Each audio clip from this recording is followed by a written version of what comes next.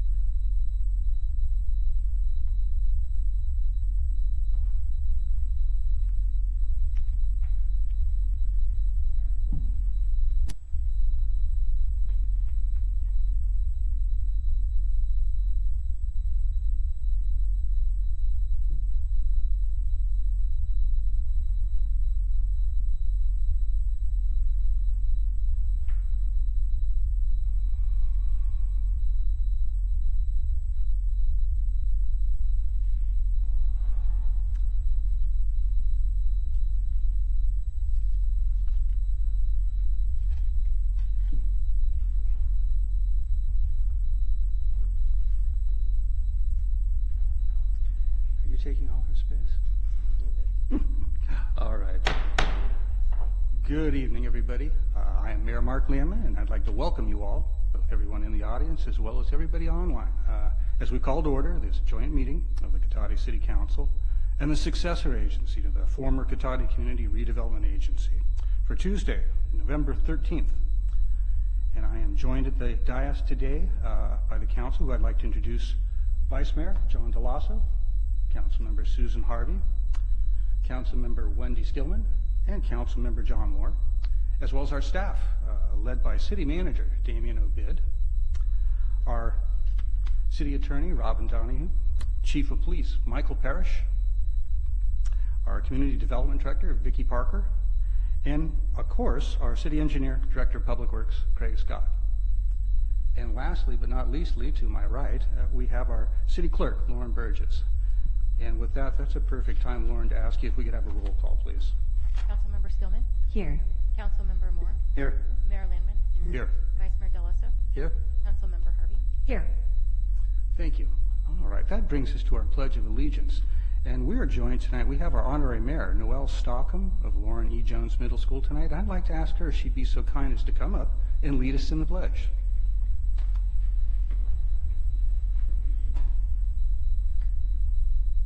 I pledge allegiance to the flag of the United States of America and to the republic for which it stands, one nation, under God, indivisible, with liberty and justice for all.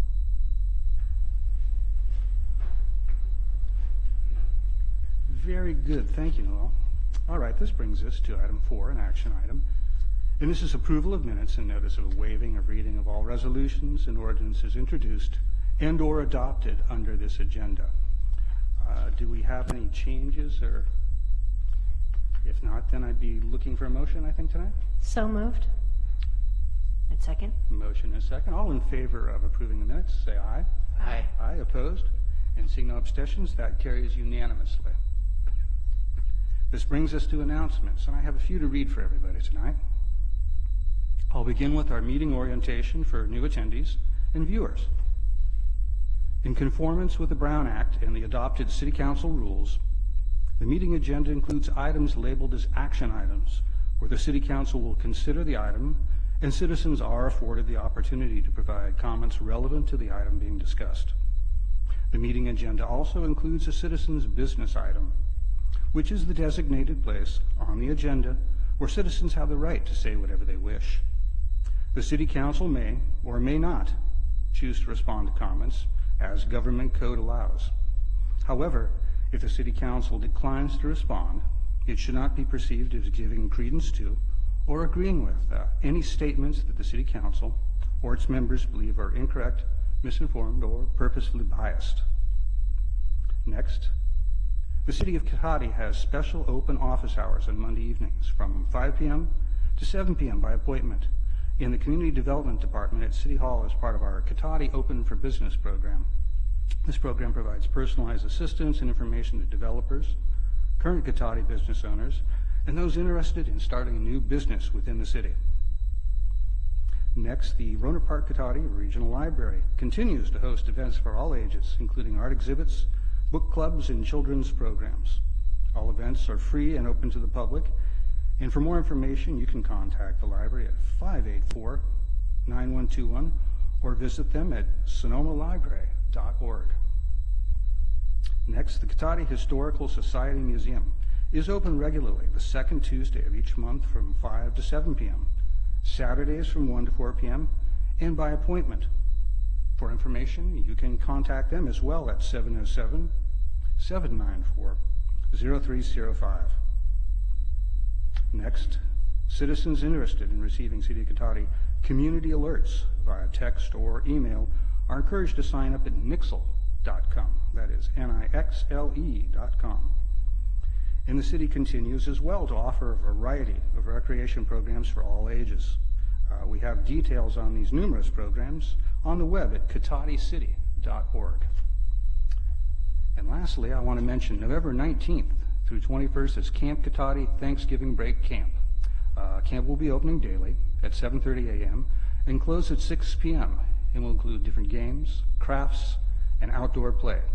Those interested can contact Recreation Manager Ashley Wilson for more information at 665-4222 or at awilson@cataticity.org. Which brings us to item 6. We have an honorary mayor tonight, and I'm very pleased to welcome Honorary Mayor Noel Stockham of Lauren E. Jones Middle School. Good evening, Lauren. Come up and join us.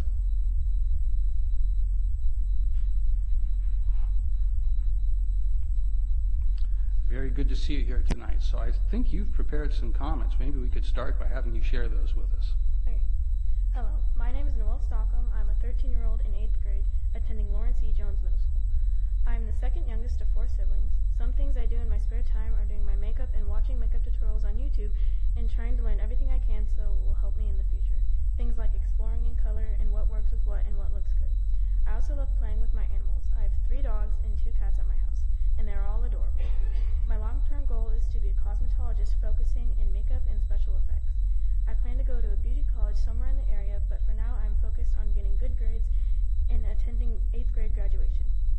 Then I want to go to high school at Rancho Cotati High School and try to join clubs and become a member of the student leadership because I love to help and plan things. It has been an honor to speak before you today. Thank you. Very well, thank you. Appreciate that. I think the council might have a few questions for you. They're going to look around and see who would like to kick us off tonight. Councilmember Harvey, would you? Please.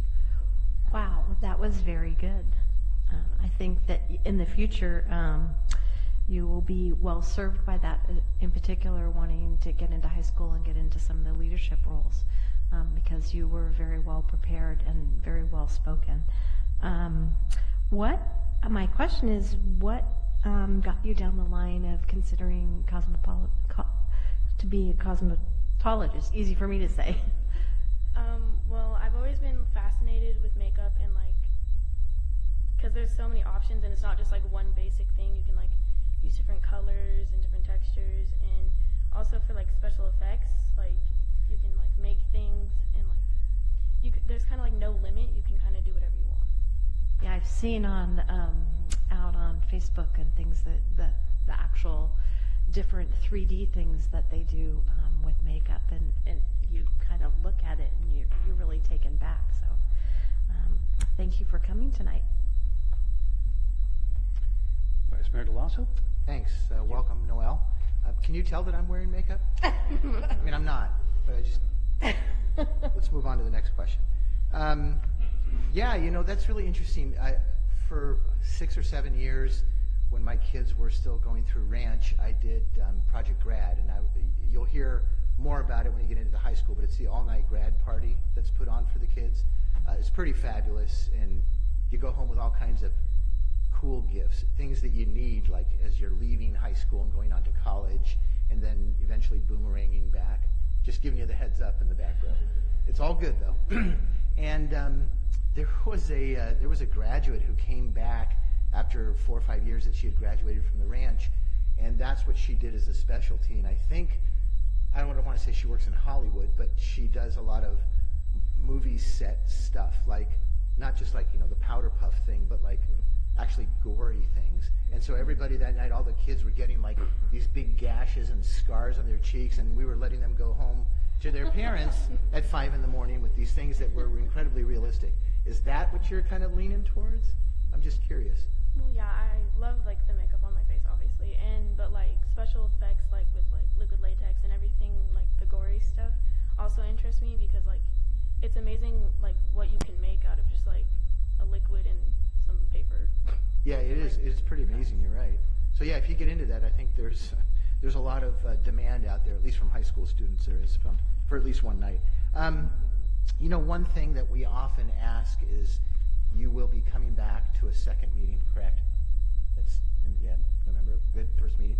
And so I usually like to pose the question: if you're looking for stuff to do for kids your age in Cotati, and if it's not there and you have to go to Petaluma, Rohnert Park, Santa Rosa, whatever, talk to your friends about maybe what's missing. We can't always come through with these things and say, oh, sure, we'll build that for you. But there are opportunities out there. We've got a recreation department that's going like gangbusters, and there could be some really fun activity that is missing for you guys that maybe we could pick up and start. So think about that, and if you come back, it's kind of like a homework assignment, sorry. But it's not, I'm not going to grade, well, no, that's not true. I might grade you on it, but I'll take it easy, I swear. So, but if you can come back with some ideas from your friends and from you, it'd be great. Thanks. All right, I'm going to look to my right, see who'd like to lead us off. Councilmember Skillman? Hi, so thank you again for being here tonight. I was thinking about when you were talking about all the different things you can do with makeup. When I was your age, I was doing a lot of theater. And so I don't know if that might be something that might interest you, is getting involved in different theater groups, because you can do, you know, sort of the behind the scenes stuff. But just, I had one experience where the theater teacher drew a line down the middle of my face and then did normal makeup on one half and then made me look like I was, well, then I thought I looked really old, like 50, but no, I'm 59. I really looked older. But it was amazing, you know, just turning around, everybody was shocked to see how you can really change somebody's face just with application of something on the surface. So anyway, that just occurred to me that might be a fun way to explore all the different things you can do. And I think that's great that you're going to go into cosmetology and that you've got an interest that early on. And so I'm glad that you're here tonight. Thanks for coming, and we look forward to seeing you at the next meeting. Thank you. Councilmember Moore? Well, Noel, it's nice to meet you. Thank you for coming. I thought that your bio and introduction was great. Brevity is not lost. It was something that will do you well, especially if you get into student leadership down the road. And best of luck in your pursuits. Thank you. Okay, thank you. Well, let's see. I believe my colleague mentioned something about a homework assignment. I don't want to make it sound quite that difficult. But yeah, we love to hear, and it doesn't have to be necessarily just what sort of specific service you might mention. We always like hearing, I think, the general sense from younger generation. What works for them in the town? What are the things they like best about the community? What do they see this town being like? What do they want it to be like? And what things could be better is always good to hear. So you've got some wide range in there. I think we just want to hear the point of view on the community from you guys. So go out and find whatever answers you can and come tell us what you think. We'd love to hear it.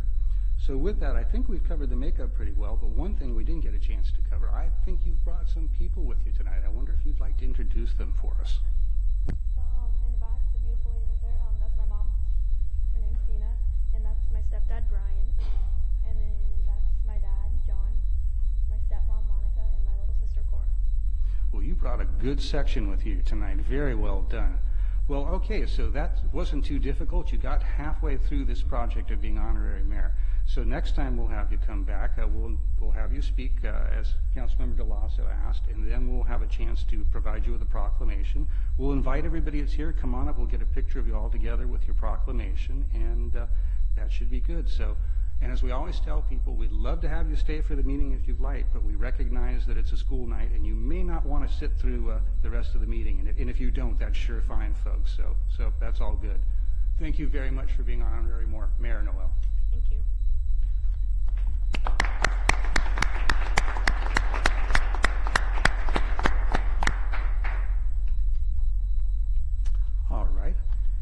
brings us to item 7, which is a presentation.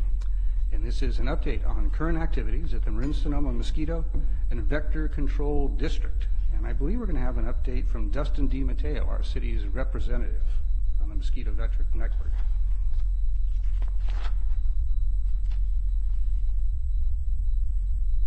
Thank you, Mr. Mayor, and to the rest of the council. Thank you for having me back for a second presentation here. 2 years gone by pretty quick over there. So we're going to give you a brief update. We've got some new statistics as well as some new things to look forward to from the district. But for those that don't know, display settings.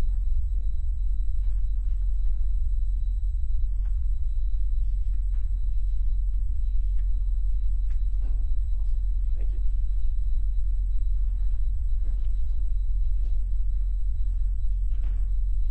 Not into mosquitoes, I guess. I was going to say that looked like a lot of mosquitoes in the screen. It was solid black. Right. Well, yeah, so for those that don't know, the district is governed by 24 different members all throughout Sonoma and Marin counties. I fortunately get to represent the city of Cotati. One of the biggest things that I was most interested in, and the things that I share with some of my neighbors when they ask questions about vector management, is what do they do? And we take an integrative vector management program and approach. The biggest things that we do is outreach and education to prevent any of these hotspots or sources to begin at people's sites. So there are physical controls as well as the bio controls mentioned there. And as a growing farmer, as well as somebody who works in the field and landscapes a lot, this was the biggest interest of me, was what type of larvicidal sprays and pesticides are they using out there in the field, and how is that affecting us? That's what initially got me hooked, and I've stayed much longer once I learned more about the different types of programs that they have. They have a very robust public education program. They basically offer free education workshops where they'll bring yellow jacket hives and different things that are obviously inactive but wildly informational for students as well as adults that tour the facility and learn more about the district services. Additionally, the ID and disease surveillance. We'll get to a couple of the diseases that I'll be reporting out on later. I mentioned the treatments, the larvicidal applications, aerial sprays, different types of means that they take to make sure that our public health is secure, as well as inspections. That bottom right one is a pool. After a while, those pools tend to go septic, and I'll also cover that a little bit later about some of the work they did post-fire. So on the topic of disease tracking and ultimately surveillance and prevention, the West Nile virus, although a lot of attention was on Zika last year, this is the more prevalent one that we like to keep our eye out for at the district. It's asymptomatic, so you're not going to have any of these symptoms mentioned below from the get-go, but onset as well as exposure will include high fever, headache, muscle weakness. Continuing on with the testing that they do to ensure that there's no West Nile virus, there's 18 different types of birds, primarily crows and jays out here are the ones that can contract West Nile virus. All of them were tested, no reported positives, which is great news in bird as well as human cases. This is to that end, no cases for the past 2 years in Sonoma County, which is great news. Here's some of the local mosquito threats. There's 22 different type, which, back in my day playing soccer and different sports and being outside, I always thought there was maybe 1 or 2. But to find out that there's 22 different types of these things flying around, breeding, emerging from new hotspots due to climate change, increased global weirding, and warming. So the things that we're starting to see is that these mosquitoes are actually starting to have overlap and crossbreed. So we're just trying to be mindful as a district. How can we approach these threats and do it holistically and ultimately keep the public's health and wellness under priority. So that being said, the district does a lot. It blows my mind every month that I get to go out there and learn of the report outs from the city managers as well as just the whole facility. This is just the regular stuff that they check on an annual basis. This is not including the service requests for mosquitoes or yellow jackets or rodents. This is just the stuff annually that they have to get to every year, which is pretty intense, thinking about how the resources are dwindling for them, and they still have to accomplish this work on top of things like fires happening or new hotspots or new types of machinery needed to complete all of this district activity. So year to date, 20 mosquito service requests, 23 yellow jacket calls, control operations, so on and so forth in comparison to last year. There is an uptick in some areas, a downtick in some as well. One of the biggest things that I'd like to call out is that there's a lot of free services that our district provides. I mentioned the education. They'll literally come to your students or your kids' school and teach you more about very simple ways that your kids could actually be stewards of your own little garden and knock over garden pots or things that might be source issues. They've done a great job with more outreach, and they've learned from other agencies and districts out here in the state. But you'll see these banners on the 101 corridor. We've got 2 of them. It gets a lot of traffic. Out here in the agriculture community, ticks are actually a year-round issue, and literally the best defense is use of buying those little tick keys, or just being mindful if you're walking your dog and stuff around high brushes.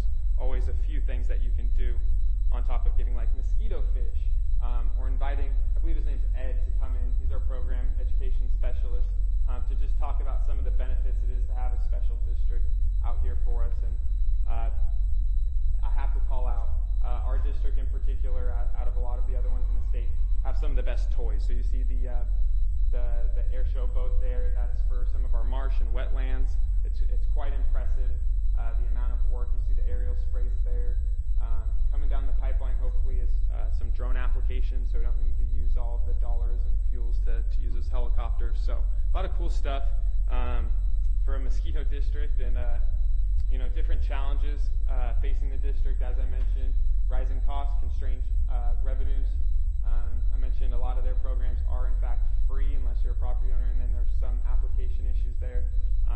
But there's a measure coming up in the next few years that I'm talking to my neighbors and trying to plant the seed for people to be aware of, because it's something that typically people can get engaged and really help out the district when they need it. And then the last line there is about non-native species. There is one established in Merced, so our district and technicians are keeping an eye out as some of those diseases, Zika, yellow fever, chikungunya. These are all things that are just as terrible as they are hard to pronounce. So they're keeping their eyes open, and feel free to call them if you see any issues at your home or place of work. So yeah, that completes my presentation. If there's any questions. Well, I'm not sure we ended on a positive note, but you certainly got our attention. I'll ask the council if anybody has any questions for Mr. DiMatteo. Vice Mayor DeLasso. Yeah, thanks, Dustin. That's a good presentation. I didn't know there was 22 species of mosquitoes around here either, but that makes it even worse. So, yeah, and not trying to be facetious here, what value do mosquitoes have? Oh boy, we were talking about this the other day. Is they have to be on some order of magnitude a food source or provider for something else. So that's just like baseline. But for me, I'm like, I don't need them. But you tell that to the people at the district, and they'll pull you to the side for. I mean, we're talking food. They're prey for some things like bats. Like bats. Yeah. Okay. Bats eat other insects, though, right? Let me answer that question. Yes, they do. So again, I'm finding a hard time. I'm the kind of person who will catch a fly in a jar in the house and let it outside. Mm-hmm. Sounds kind of weird, and it's appropriate, but mosquitoes don't have a chance. Mm-hmm. I usually miss. I've never seen anything move like a mosquito, but they're about the only thing that I just will be relentless. Well, you're helping the district out, so thank you for that. Oh yeah, no, I'm trying to save you guys a little bit of money. You don't have to come spray my living room or something. Thank you. Yeah. Thank you. Good. I didn't follow up on that. I don't know.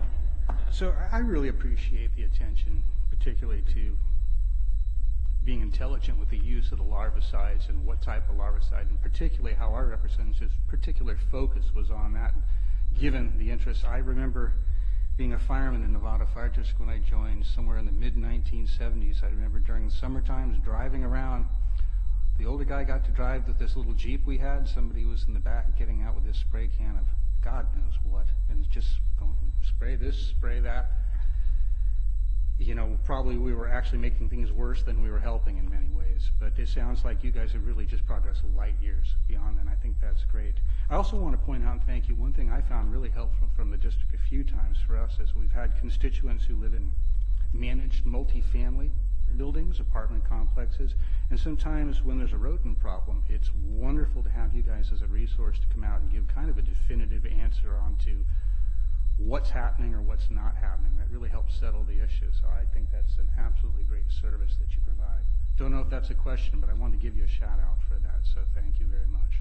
It's a good opportunity for people to save a little bit of money. A lot of people just go to the pest control companies immediately when there's free services there to at least evaluate and figure out if it is a threat. And usually, like you said, they'll have stuff in their truck. I mean, they're very well prepared. So they'll handle anything from, once again, rodents, yellow jackets, mosquitoes, so on and so forth. So start there, and then you could always call John, and he'll come over and take over whatever vector issues you got. So I've got several resources thanks tonight. This is great. Well, thank you very much, Dustin, and thank you for all the work you do representing Cotati there.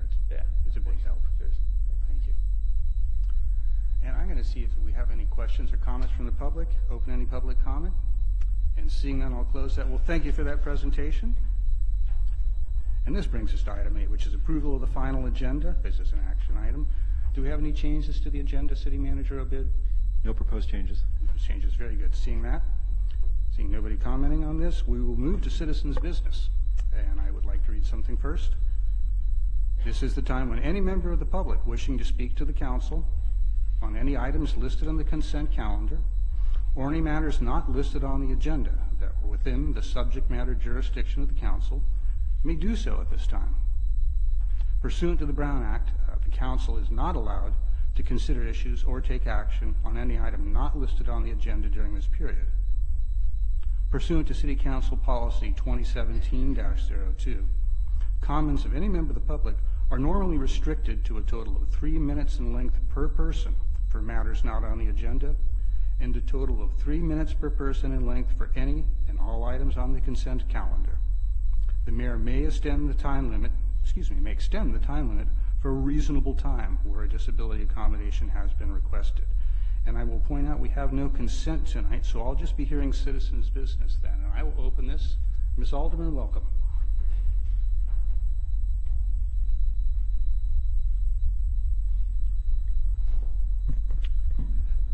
It's again another week of your lack of ethics. Mr. Moore, where is my apology after 4 months for sending an email of a derogatory nature with a derogatory statement on your city email? The whole ethics last week of your vote tally, I was although temporary, I was an election official. I called and the Community Voice to say that there was over 500 ballots that were not counted. Mark Lamon up there is saying the results are complete, are finalized, and telling the editor to notice that his huge margin, which was, there's still at least 1,000 votes out there. You all, I emailed you all, I tried to get you to have, I told Mr. Shaw that he was misinforming thousands. You did nothing. Nothing. You didn't try to stop thousands of people of being misinformed. That was wrong. And then Mark Lamon's going, oh, I had a great percentage of votes in all this, and saying, Mr. Shaw, please notice, and some Jim Strickland, who I don't know. And where have you been during this fire stuff? We are number 5 in the worst air quality in the country right now. Were you out giving out masks?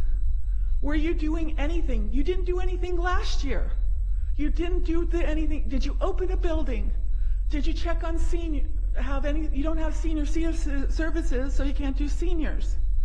Where the heck are you during all these? There are no leaders here. You were not city leaders. You only cared about yourself. You were going to let me be out there in the smoke because it was not 6:45. You know, I had to bang loudly. You don't care about us. You couldn't even handle three houses out in our little corner of File. Could you imagine what you would do if you were Paradise? Could you imagine what would come up if Cotati was the same as Paradise? You would be creamed by the press, and from your lack of care and your lack of response in many, many areas. Thank you, Ms. Alderman. Would anybody else like to speak in citizens' business? Looking once, looking twice, we are closing citizens' business and bringing this back. And that brings us to direction on future agenda items. I'm going to look to the council and see if any council member has anything they want to bring forward tonight. Not seeing anything. We move past that to our regular agenda. And the first one, 12A, is ratification of nominee for appointment to the Measure G Oversight Committee. And Mr. Obid, will you be presenting this tonight? Yes, a brief presentation. Very good. Thank you. Thank you, Mayor, members of the council. So, as you know, in 2014, when Cotati voters approved Measure G, we amended our municipal code, which set Measure G at the rate for 9 years, and also established annual audits and the Independent Citizens Oversight Committee to review the revenue and expenditures from Measure G each year. And then subsequently in 2015, the City Council adopted a resolution which established the 5-member Measure G Oversight Committee. And one of the members of the Measure G Oversight Committee moved on and was nominated and joined the Planning Commission. And so that created a vacancy in the Measure G Oversight Committee. So this is Council Member Moore's nominee. So the city, as is our normal process, advertised the vacancy in the Measure G Oversight Committee, and we received 3 applications, which are all attached to the staff report. Council Member Moore nominated one of the 3, Michelle Riley, who I believe is here tonight. So should be available to answer questions if you have any. With that, I'd be happy to answer any questions. Do we have any questions for staff on this? All right, so that brings us to, let's see. So I think I'll begin by Councilmember Moore. Would you like to lead off by talking a little about your pick, perhaps? Michelle, I didn't know if you wanted to come up or you're comfortable there. Well, we're going to put you on the spot. So, I've known Michelle for over 28 years. Roughly 28 years. That's how old Caitlin is. and Mr. Deloso probably the same amount. I'm barely 28. Oh, okay. And in those years, I've known her to be professional and diligent in any of the tasks that I've seen her be involved in. And I know in her profession that she is always looking at numbers and reports, and what better way to use those skills than on a Measure G Oversight Committee. And so Michelle was interested in participating and asked her to put in an application, and that would be my nomination. All right, well, with that, I'm going to look to your nominee, Ms. Riley. Would you like to tell us a little about yourself? Anything you'd like to share, you're welcome to. Well, I currently work with John as a claims adjuster at State Fund for workers' comp. We adjust claims for the state of California employees. I'm a grandma of 3, 3 adult children. I've been in Cotati since 1988. And my kids all went through the school system, La Fiesta, Mountain Shadows, and Rancho Cotati. I don't know what else you'd like to know. Any questions for the nominee from the council?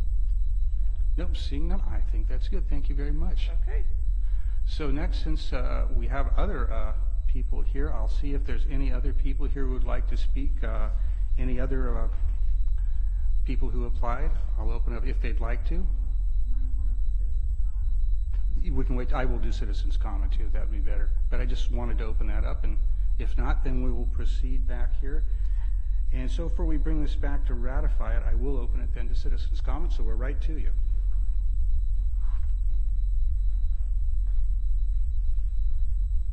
I was one of the nominees, but I didn't want it. I just applied for it so there would be some diversity. I question your ability, why Mr. Moore, he's not elected as a official. The official vote will not be done until December 6th. Why he can do a multi-year appointment when the vote, he's not even re-elected yet. You should have waited a month till. Let's hope the election doesn't take that long to get the results. You should have waited a year. The other thing is he's taken somebody. I have a degree in public administration. I would have definitely chose the other.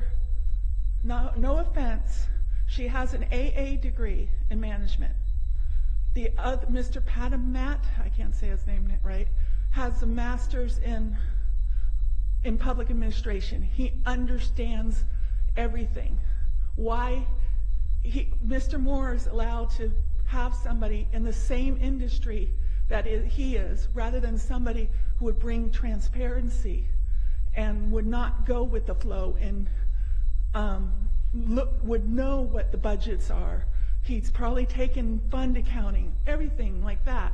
And you choose somebody that it's a conflict of interest to have somebody in the same industry as you. And you said you know 28 years. How about somebody who is objective? It's supposed to be objective and fair, and that's not what's happening here. Thank you. All right, thank you for that. So I'm going to bring this back here, see if there's any further discussion or comments. So basically, this is not so much a vote of the council as a vote to ratify, which means if we find some compelling reason not to support, we could not. But if we see none, then this is the council member's pick, and that's the way it will be. So I'm going to look and see if I have a motion to support or not. I'd move. You want to go? You're pointing at me, okay? Go for it. I move to adopt a motion to ratify Councilmember Moore as a nominee for appointment to the Measure G Citizen Oversight Committee. I'll second. All right, we do have a motion and a second. And then with no further discussion, all in favor, please signify by saying aye. Aye. Aye. Seeing no opposition, that carries unanimously. I'd just like to say a big thank you to everybody, and actually everybody who applied to this, because it's good to see people volunteer to help in the community. It does make the community better, and I would encourage everybody who applied to remain involved. There's usually a lot to do in this town. There's a lot of potential in a lot of places, and as I've seen in the past, sometimes it comes up surprisingly quick when you least inspect it. So please stay with us, stay in touch, and we'll see where we go from here. And with that, congratulations to our new representative. Thank you, Ms. Riley. Thank you, Michelle. Thank you for your service. Mayor Lamb, if I may, I'd like to make a few clarifying points. If you need to. I just want to reiterate that in our profession, we come under the financial analytical profession, so we actually know numbers and we do analysis all day long. So the qualifications are certainly there for Measure G oversight, and I appreciate you stepping up for that, Michelle. Thank you. Well put, thank you. All right, so that completes 12A, and that takes us to 12B. And this is approval of agreement to implement requirements of commercial cannabis permit. And I believe, Ms. Parker, will you be leading us in this one tonight? Yes, thank you. You've got a great opening so far. I like this. That's my drum roll.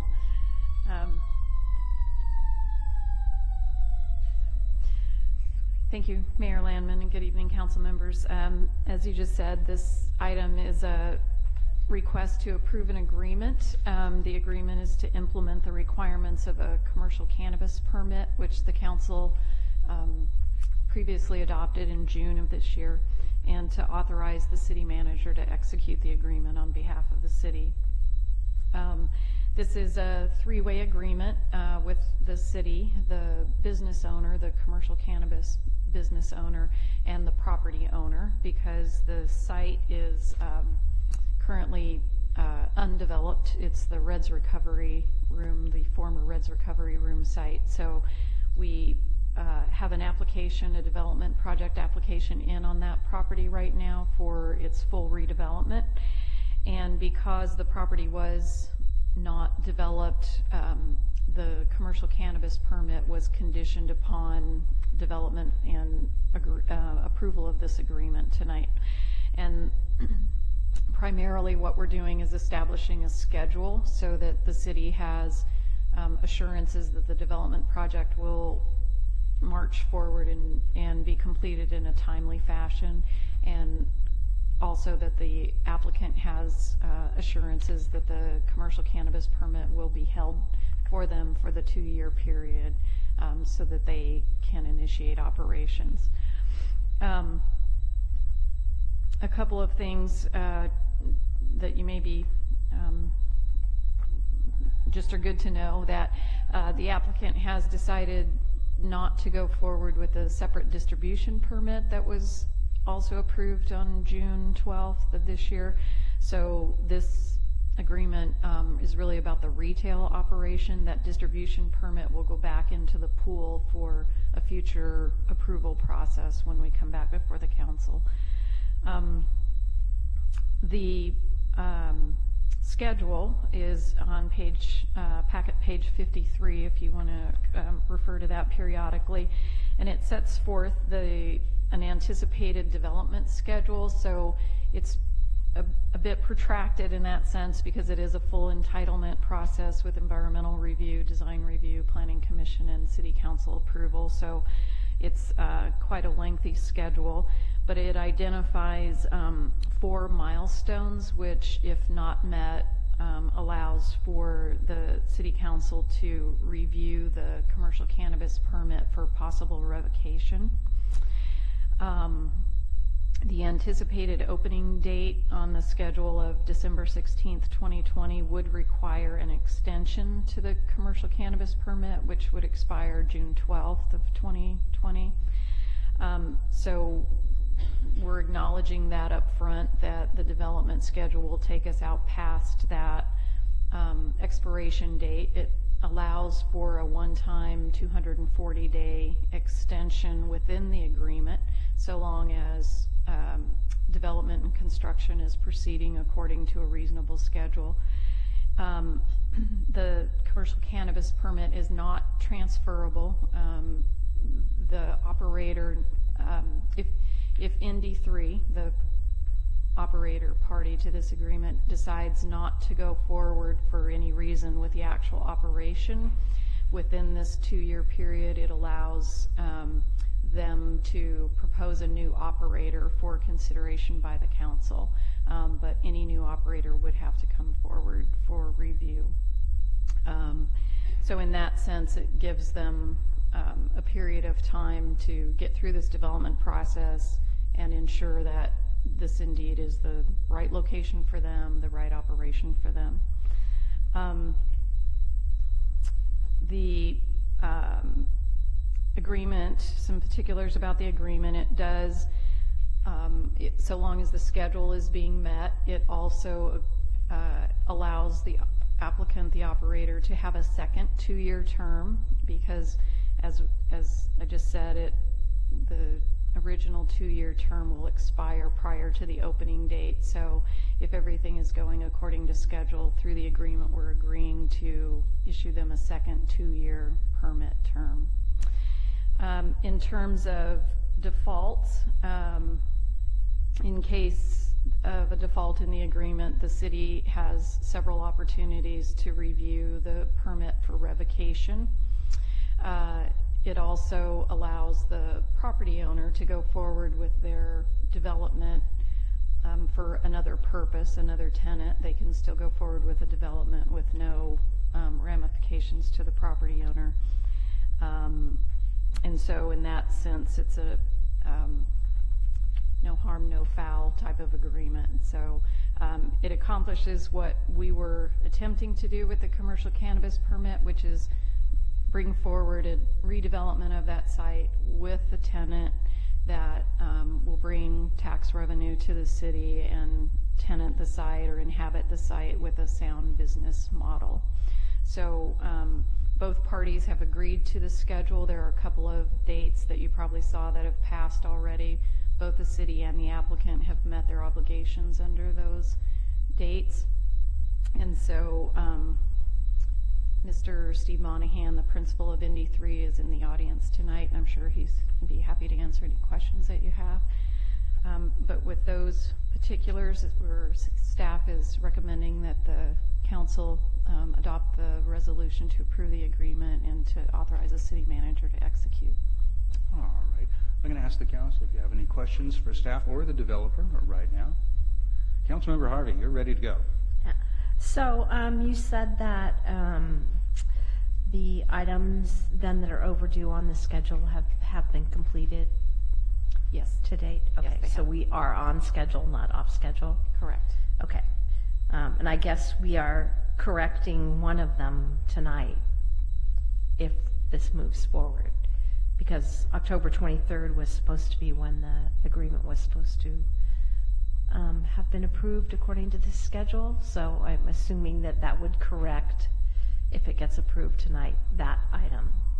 Yes, I'm sorry, I meant to call that to your attention. That was the original date that we were planning to bring the item forward, so I will correct that. Okay. And then I'm a little bit confused, I guess, on the 2-year renewal. We talk about in June of 2020 there a possibility of an extension, but it looks like that extension in this document says for up to 240 days. And then you talked about a 2-year renewal. I'm a little confused as to when does that clock start ticking? Is it in December when they start, or is it in June when the current one expires? If you could help me with that. Yes, what the schedule does is it allows for a 240-day absorption of normal construction delays. So it just acknowledges that with rain delays, et cetera, that so long as there's diligence in moving forward, that 240-day extension could be there without interrupting the term of the agreement, of the permit. It would have to be reviewed by the council, and the council would have to agree that there was diligence on the part. And so at that point, that would fall within the original term of the permit.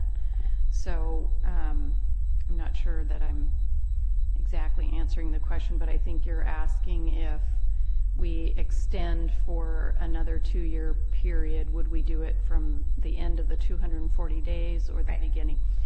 It was my assumption that we would do it from the end of the 240, just because it assumes that the parties are being diligent. So put another way, if this schedule is followed, it sounds like it would be the first 2-year one. That one will expire. We'll extend that for a period of time. Then there would be a renewal issued for 2 more years. Is that correct? That is how it's structured. Right. Thank you. Very good. Anybody else? Any questions right now for staff? So let me ask you. So I'm looking, one of the key things seems to be here, we have to make a determination if milestones are not met, if they've been diligently pursued. And that strikes me as somewhat subjective. So basically that will be a council determination, which I'm sure will be driven by staff recommendations and the facts on the ground. Okay. And this is something that was developed with both the applicant and you, so barring large acts of force majeure and the typical delays that happen, we see this as a best fit and everybody agrees this should be doable? Yes. Good. Well, you don't have to call me sir. As a matter of fact, that's a perfect segue. If we don't have any other questions, I wanted to ask if you have anything you want to share or comment or anything you want to tell us. No? Well, I'm going to open it to public comment and see if anyone else does then. And this is very non-controversial tonight. It's changed a lot in a decade. This is interesting. All right, we will close public comment and bring it back and see if we have any other comments or questions for staff. I do. Please. I was going to ask Mr. Monahan if you had anything that you see that would be an impediment to this particular schedule?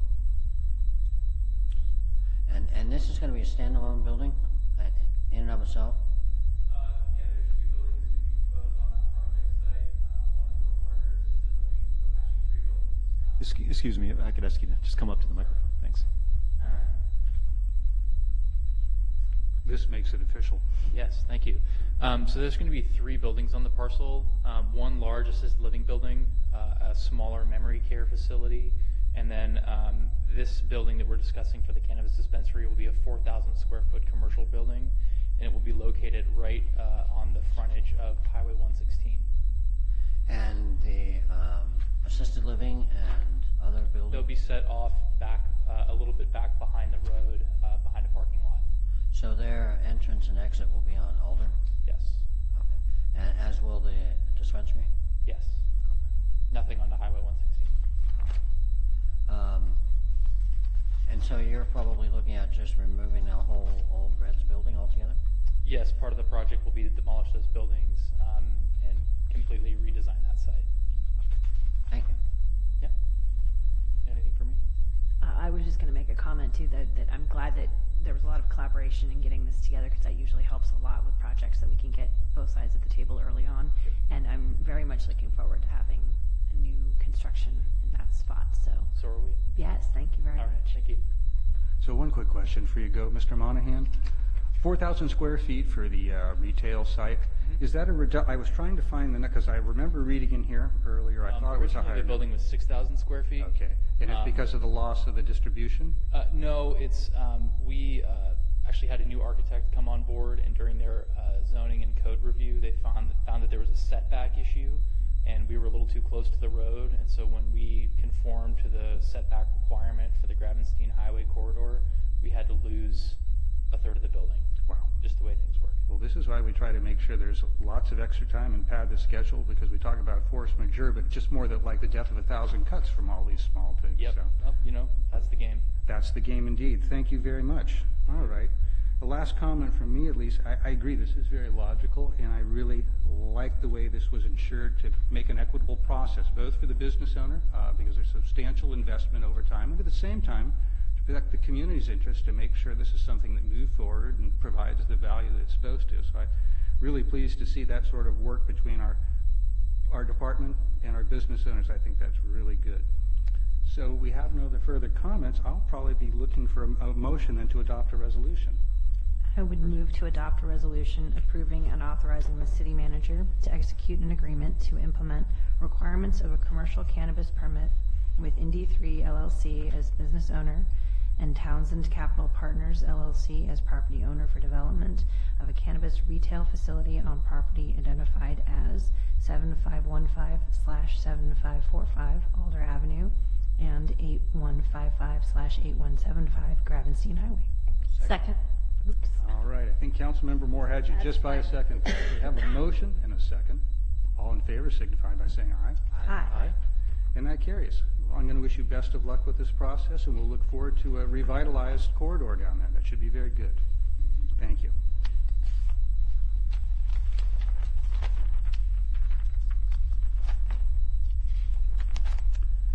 And that completes our regular agenda and brings us to item 13, which is our city manager's report. Mr. Obid, good evening.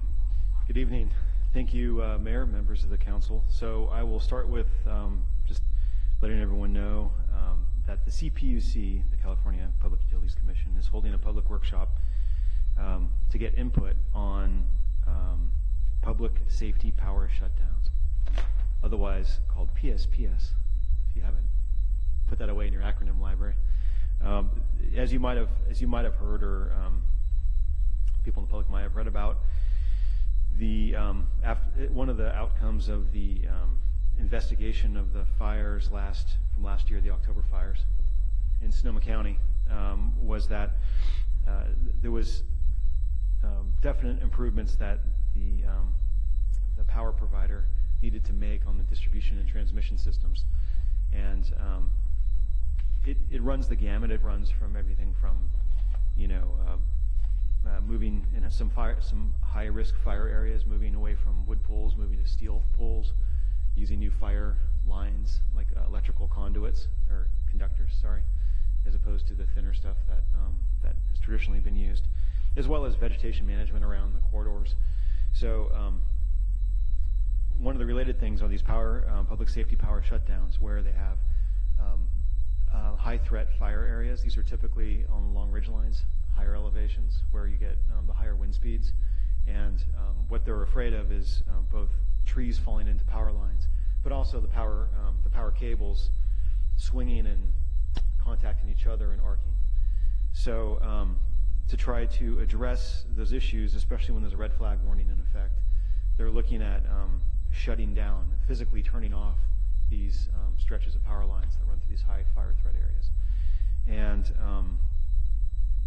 PG&E has done at least one this year, I know, that affected parts of Santa Rosa and parts of the North County. It didn't, we aren't, Cotati and Rohnert Park is not in a high fire threat area, and we're not in the shutdown vicinities. So it's mostly like Sonoma, Valley of the Moon, those higher elevation mountains where some of those electrical lines go over. Anyway, all that's just to say that the Public Utilities Commission is doing a road tour around the state, and on Friday, December 14th, they will be in Santa Rosa just to get input from the community if they have concerns about some of these power shutoffs. And of course, some of the obvious things are people with medical conditions and things like that, so they need to pre-plan these things before they just shut the power off for fire safety. That event will be at Santa Rosa Veterans Building, and that's at 1351 Maple Avenue, 9 a.m. to 12:30 p.m. Friday, December 14th, 2018, this year. And then CPUC will be posting an agenda and additional information in the near future on that meeting, so if anyone's interested in attending, that will be happening soon. Also on the construction front, work installing the new sewer main, the P1 sewer main, another acronym, is now turned on the Highway 116. It was on Redwood Drive. That segment is basically complete, and so they're moving on Highway 116 now. And it's expected to be complete in February of 2019, weather permitting. And the work on 116 continues to be at night to minimize traffic delays. And just a reminder that the businesses do remain open through the project, and for your safety and the safety of construction workers, always obey the construction signage. But at least we're out of there during the peak commute times, so hopefully we won't see any big traffic snarls. The lighting project, you might have seen all the new light poles that have been installed. They're all the foundations are in, they're all mounted. McGinnis Pathway, Marsh Pathway, East School Street Tunnel, and also in La Plaza Park. We are, there's just some minor electrical work that needs to happen, and then we're working with PG&E to actually turn the power on to them, so they're not currently live poles, but they will be soon. So we're looking forward to that. It's been a while coming. Those poles take forever to order when you order them, so I'm anxious to see them lit up. And then on the recreation front, on October 31st, otherwise known as Halloween, the city hosted a second annual City Halloween event, and we had over 200 guests throughout the afternoon. Children and families enjoyed visiting each department, who got to show off their costumes and get a special treat. It was a candy treat. It wasn't anything like, scary or anything, because we'd had small kids, so we had to keep it not too scary, but scary enough to be Halloweenish. And a lot of the families actually really loved the haunted theater, which was this room here. We had we had some old silent movies playing on the screen, and we had some skeletons. Actually, we had a skeleton. The mayor was a skeleton. I thought I was looking particularly good in that picture. Yeah, so it was fun. We had a lot of people that really loved that and hung out in here and actually watched the silent movie for a while, which was unexpected. And then throughout the rest of November, you can drop off your old pumpkins in front of the Veranda Fletty Ranch, where they will compost it and save the seeds for planting next year.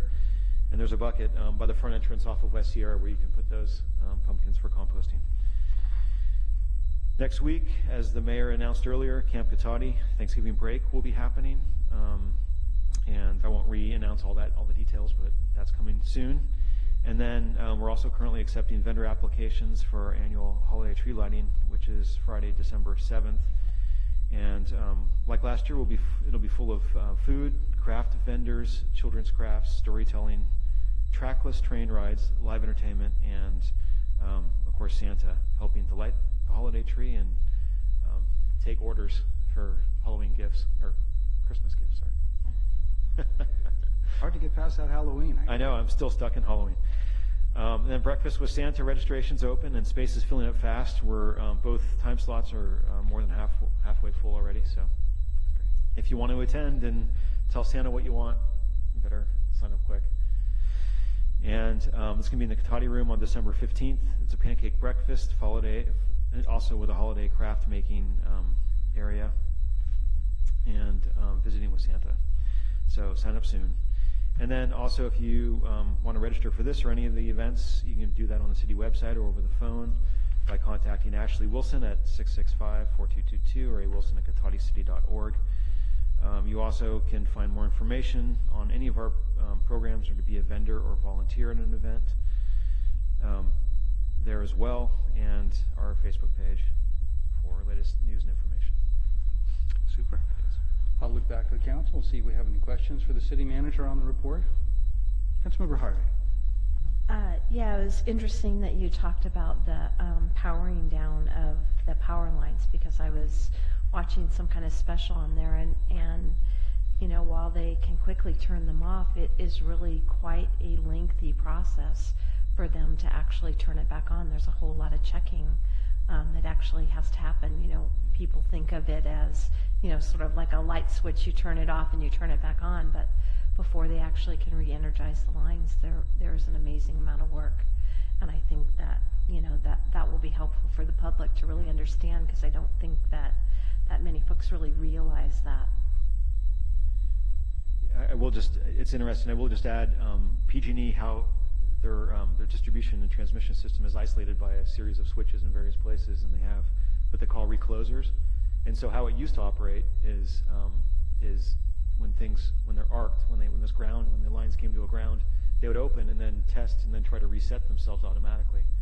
But like as you said, now they've disabled that feature in the high fire threat areas, and they have to physically get eyes on these lines, and so it could take a week to re-energize the lines in some cases. Anyone else? I'll follow up Councilman Harvey's question. I had thought that previously the earlier standard was an expectation that these power lines be designed to handle sustained winds. Storm, I believe it was over 70 miles an hour, or something close to that, right in there, 60, 70 miles an hour. And we seem to have moved away from that. That was a standard, I thought, for some years, and evidently that's just didn't happen, so now we're moving to just shutting off. Yeah, so they still apparently have problems with the lines with high enough winds swinging into each other, and it does exceed 70 miles an hour on top of those ridges. Mm-hmm. But also debris hitting the lines, and so now they're moving to more kind of foolproof methods by just turning the power off if it gets that bad. They are working on eventually in the near future putting additional circuits around high fire threat areas so that they can really isolate those areas, as opposed to what happens now where they kind of get some collateral communities because they haven't really positioned all those sort of circuit breakers in the right places for this particular threat. I think this is an interesting job for a motivated engineer here too, because it seems to me there's probably a design somewhere that handles this 90% of the time, but hopefully if it's safer for now, that's great. Well, thank you, City Manager. So speaking of reports, that takes us right to City Council reports. Who'd like to kick it off tonight? Please. I have a very brief report. I attended the Daily Acts breakfast on October 25th. Thank you very much for the invitation to the table. And I always enjoy that, and unfortunately I had to leave early before they did all of their presentations because I always find it very inspirational to see so many people volunteering and doing good work around the ABA community. So that was really nice. So I enjoyed that morning. Well, thank you, Councilmember Skillman. Councilmember Moore, anything to share this time around? No, I was just going to reiterate, I was also at that Daily Ike's breakfast, and we had an election last Tuesday, and it went pretty well. Very good. I've heard something about some election stuff recently. It rings a bell. Councilmember Harvey, what do you got for us this week? Well, I attended the Water Advisory Committee meeting, and out of that, there's just a couple of highlights that I kind of wanted to point out. The Water Agency has been working with a whole slew of folks on what's called forecast-informed reservoir operations. It's basically better managing the release of water. If you think about it, the way that the reservoirs are managed now, they release water based upon rules from 1958. So just think about that for a moment, how old those rules are and how much, has changed over that many years. So we are actually the first in the country to start working, and there's whole bunches of people. There's NOAA people, and there's Water Agency people, and there's all different kinds of federal people working on that. And in an example of where it has worked is in 2012 and 13, they based upon this new methodology, they would have been able to keep 29,000 more acre feet of water in Lake Mendocino. So it really can make a significant difference. So more coming on that. They're working diligently on that, but we're kind of groundbreaking with that. So that's really important. The second thing is about fires. They do a fire update, and one of the things that they talked about is they have purchased fire cameras, the pilot. They have purchased, the Water Agency has purchased 8. They already have 5 in place, and the other 3 will be in by the end of the month. They are extremely high definition. And in fact, there was a fire a couple weeks ago that they were able to pinpoint exactly.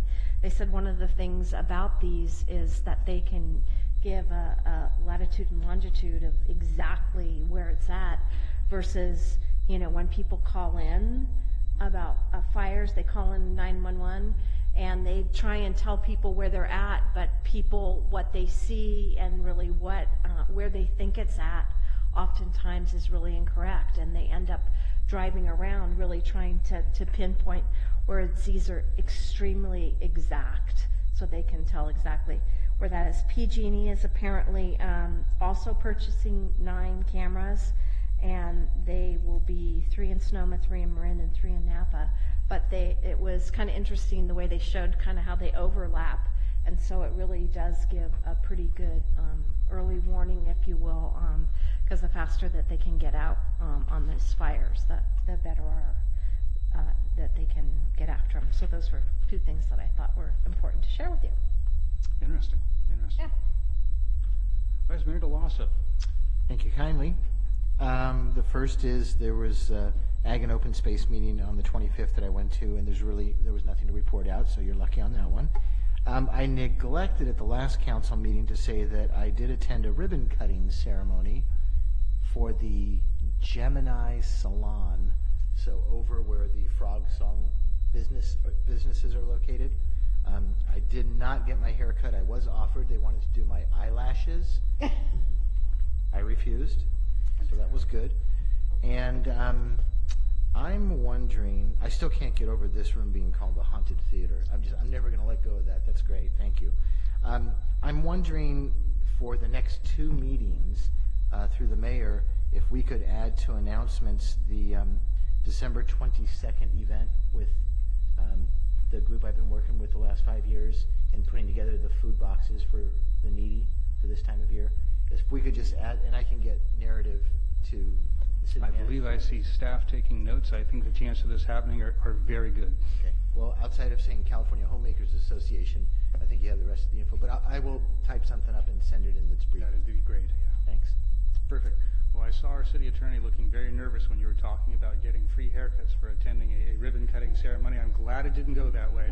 But did not. I refrained. I'm glad to hear that. So I have one report I want to share. Bear with me. I have to give you a little exposition to get you up to speed in this. This is not atypically a Sonoma Clean Power report.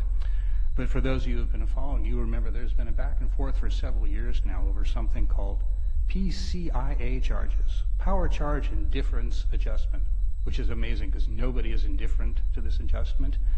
And the basic concept behind this, it is to even out costs so that legacy people who are with investor-owned utilities such as PG&E aren't straddled with higher bills when large amounts of customers leave and go to other companies such as something like Sonoma Clean Power because they have pre-existing contracts they've purchased. So this is very logical in its concept. In its practice, it's become more problematic, and there's some deep lack of clarity on exactly what the numbers are, where CCAs aren't really allowed to see the numbers that these charges are based on, and they've been increasing greatly. So it has been a subject of contention for years, finally leading up to the CPUC taking a swing at this year, where they had an administrative law judge spend months taking depositions and declarations from everybody, and came up with a report and a direction to take, and the CPUC read this and decided they came up with their own alternate instead. Unsurprisingly, the administrative law judge report was something that it wasn't perfect in our estimation, but it was livable and fair. The CPUC one is a lot more muches worse. So with that, that's the background. There were probably 60, 70 people at the meeting. Everybody spoke against this, save, I believe, one person, I was told. CPUC nevertheless voted to support this unanimously. So with that, the interesting thing, this leads to the key point, as Senator Wiener contacted CalCCA, the statewide group that represents CCAs such as Sonoma Clean Power. And to make a long story short, they are putting together an interest group combined with a large number of other senators and assembly members to work with the industry to essentially push back through legislation, all sorts of legislations. The door is wide open to what directions we might take, both big and small, to basically solve some of these issues and protect CCA customers, because basically our customers, PCCA customers, includes all of Cotati, so we want to make sure people are taken care of. So it should be a really interesting year legislatively. The next couple of years, I would imagine, you're seeing seismic changes in how power is provided and how ultimately the future of this grid in California, and it's happening right now in front of all of us. So should be an interesting thing to see, and I want to get you all up to speed in that. So thank you for allowing me to share that. So let's see. That brings us to item 16, which is, item 15, public comment on non-action agenda items. Ms. Alderman.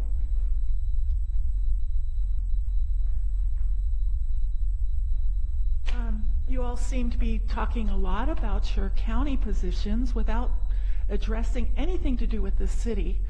For one thing, did you know that Mario's Tree Service has been, who is a contractor for PG&E, has been taking down trees on the west side?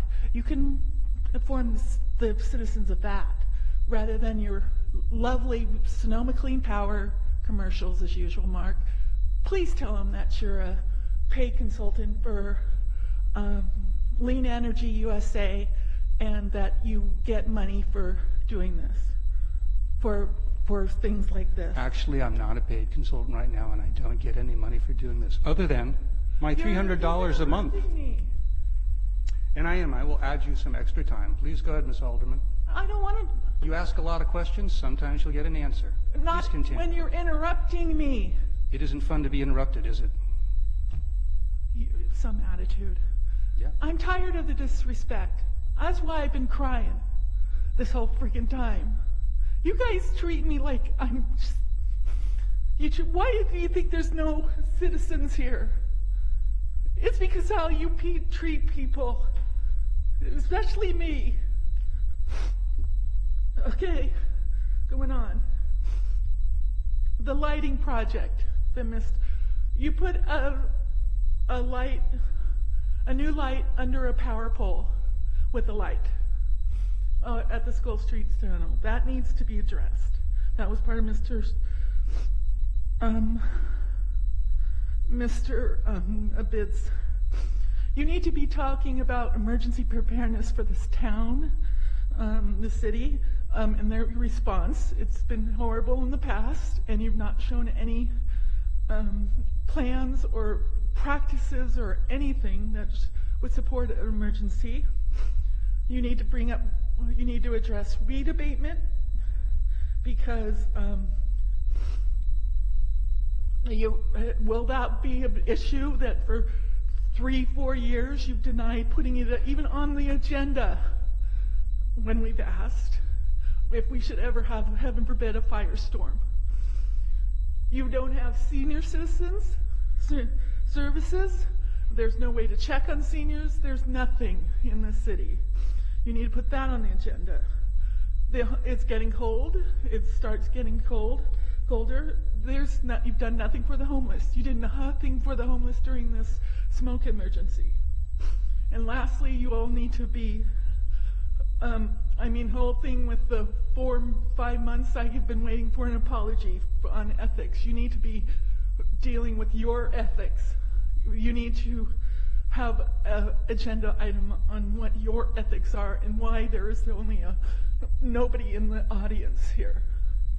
And also what happens when people are hugging people are all this kind of things for your agenda. How about the people? How about everybody in the city rather than yourselves? All right, thank you.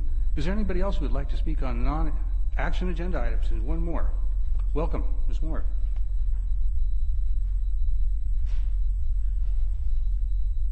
Lisa Moore, 8592 Lakewood Avenue. I just wanted to say congratulations to Mayor Landman and Councilmember Moore on the election. You didn't win. Results are not fine. What do you not understand? And so I had a couple things after the election that I wanted to bring up, and one of them was I would like to have roundabouts reconsidered in the city of Cotati. As a planning commissioner, that's one of the tools that was taken out of kind of our toolbox, and so I know that was something that I'm very passionate about. I drive Petaluma quite a bit. There's roundabouts everywhere. They seem to be well used and not so scary as in a couple years ago. And so I would like to have the council look at that item again and see if that can be something that could be either put on the ballot or just reconsidered for the city. And also, I'm here in the audience tonight, and yes, I did hug somebody on the way out, so my bad. All right, thank you. And I'm going to look around one more time, not seeing anybody else approaching, so we're going to close public comment. That brings us back to any information received after the agenda was posted, City Manager Abid. And seeing none, thank you very much, everybody, both here and online. We are adjourned at 8:17. Thank you all, and we'll see you next time.